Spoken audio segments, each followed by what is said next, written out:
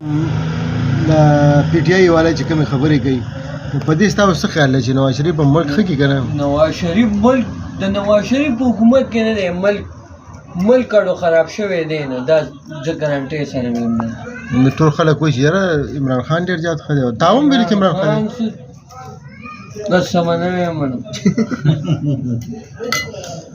نه یاره لالا ایماني درته یم که نه، قسم په خدای چې یو کافر به راباندې ښه ولګي او دې راباندې نه لګي. څوک؟ عمران خان دا ولې؟ نه مې دی خوښ، والله که مې خوښ. نه نو ښه ایماندار دی، نو غلی نه. یار ښه ایماندار به نه مې دی خوښ، ښه مونځ او اودس هم کوي، قرآن شریف به هم وایي، زما نه دی خوښ. نه نو بس څوک دی خوښ؟ باچا خان بابا.